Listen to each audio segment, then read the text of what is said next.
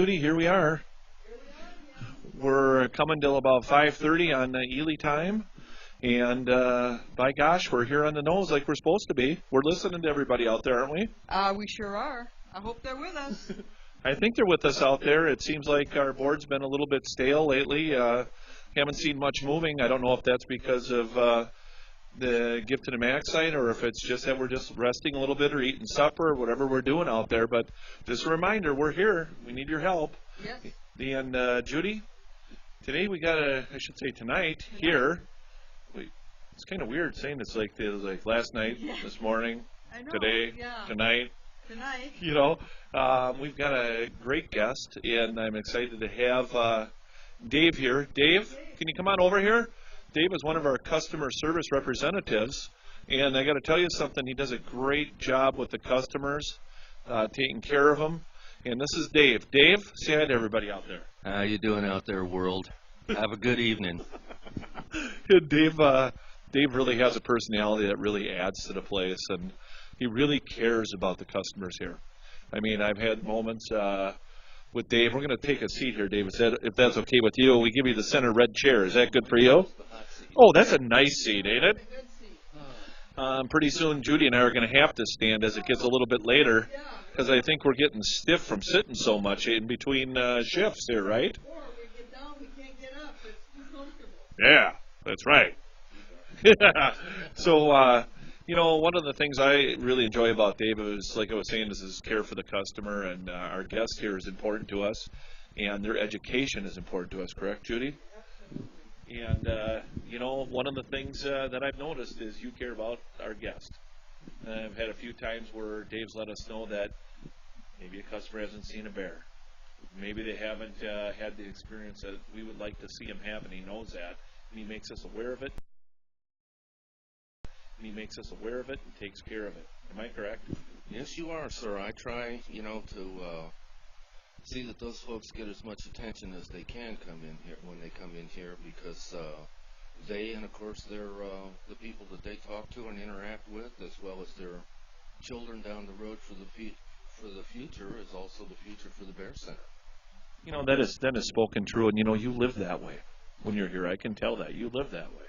And that's really a neat thing. And as we notice what you do, and we notice how you are with people, we want to just reach out that appreciation to you, and how much we care about how you do the job here for us and for all the people out there that are watching right now.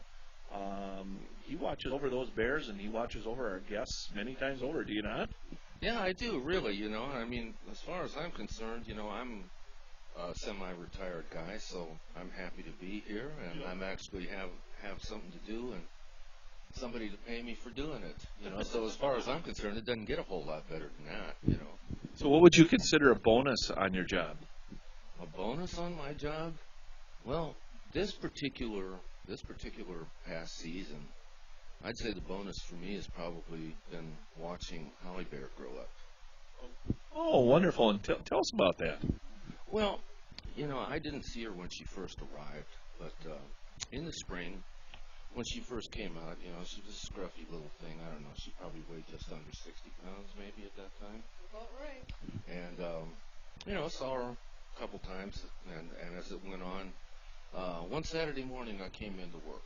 Okay, this is my neat story. One Saturday morning I came into work. Okay. JT was here, and Sharon Harrell was here. Okay. And I was getting ready to set up front and get ready to do what I usually do, and it was like, well, Dave, come on with us. It's like, well, where are we going? Well, you're going to come up the hill with us and feed Holly a bottle. And I'm going like, really? And so I did. I went up the hill, and I got to feed her a bottle. And of course, she did try to take it away from me, but I managed to hold on to it. And that was quite an experience for me. That was something that I would have never dreamed that I would have ever gotten to do. And if you go to Facebook and you see my picture on Facebook page, it's actually a picture of me out there when I was feeding her bottle. And to me, that was still quite an experience. I realized that for the other educators and the other volunteers that go out into the enclosure and take care of the bears a lot in one thing or another, that might be old hat for them. Okay? Yeah. But for me, it wasn't. No.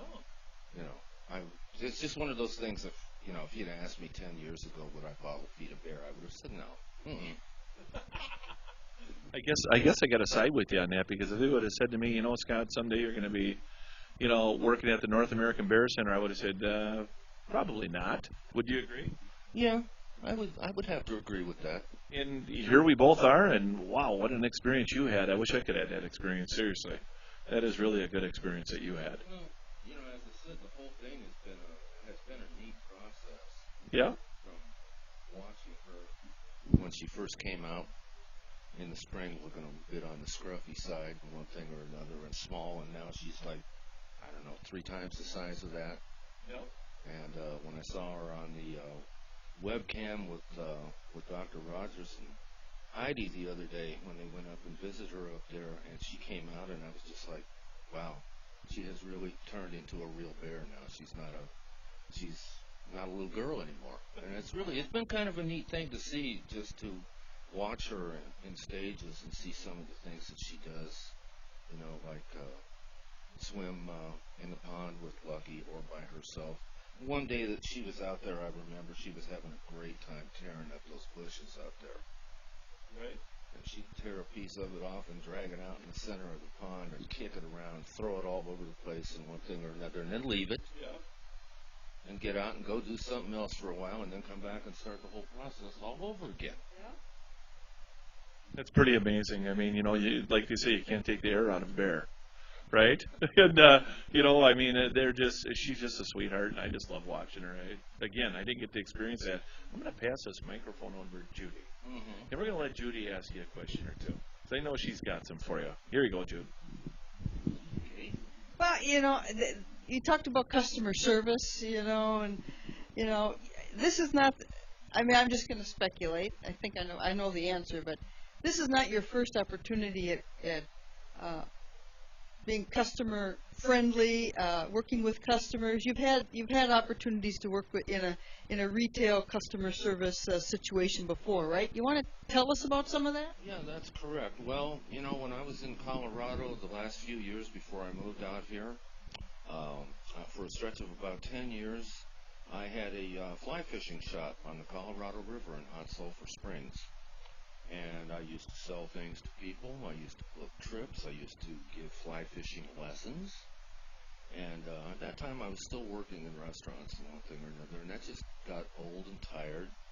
And when an opportunity came to get a position in the fishing and fly fishing department with a major outdoor retailer that came to Denver, I jumped all over that, and I did that for 8.5 years until I came here.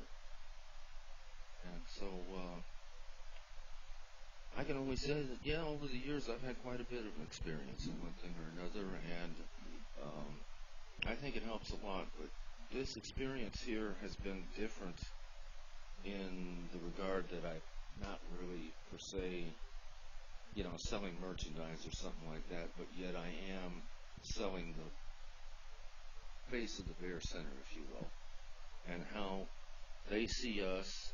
And so oftentimes I'm the first person that they come in contact with when they come in the door, as the same thing from the other sales associates. So I think what they see from us is probably important in getting their experience here off to a good start. Well, I think you hit the nail on the head with one thing, is that you folks at the cashier's desk there are the first person in most cases they see, and that first few seconds, positive or negative experience, can make a big difference as to whether they're going to enjoy their experience here or even come back. But one thing I thought about your fishing, your fly fishing, I remember asking you about that one day, and you said you did that. And I said, yeah, but you're working when you want to maybe be out there doing one of your hobbies, which is fishing, and you're busy. So that's kind of a downside of that. Well, I'll tell you, it's not as downside as you might think, because when I was actually working in the fly fishing business, per se, when I had the shop, that's the perfect place to not work if you want to fish. Because when you're in the shop 6 or 7 days a week, and you're taking care of merchandise and waiting on people, and basically kind of doing armchair guiding from behind the desk, you don't really have too much time to fish. You get in there early in the morning, and the guys come in and they take off out into the river and one thing or another, and you don't see them for a while, and then they're back again in the afternoon, and your only real time off is right in the middle of the day, but you can't go anywhere. So it's not all that bad having, at least at this point in time, I can kind of go fishing whenever I want to, or maybe. Well, we've got a good crew here of customer service folks at the front desk. Heidi puts out a schedule for them, but everybody's got sometimes a birthday that they got to go to or some family event that they need to attend, and they just switch. They switch schedules and they accommodate each other, and I think that's part of being in a small organization. People do that for each other. And because, if you switched your schedule for someone else, they might do that for you later on down the line. So, yeah. I'm going to turn this back to Scott here. All righty, Dave. Thanks so much. Thanks so much for all those stories and that great stuff you told us. We just want to say, again, hello to everybody out there, Dave. Wave. And, again, we've got Give to the Max going on right now. And we need some help, right? Yeah. We do. And it's for education. It's for the areas that we most need it. And, Judy, what is that again? The Northwoods Ecology Exhibit Hall. And the Hope Learning Center. But we need that ecology exhibit hall opened up, do we not? And by gosh, we're working hard at it. And we just ask you to stay patient with us. We'll be here till midnight. Stay patient with us. We'll be here till midnight tonight. And then we're going to wait for those golden tickets. And we will see you back here again at 6:30 with two very special guests. Thanks again, Dave, for coming. Thank you. You have a good night out there all. Thank you. Bye now.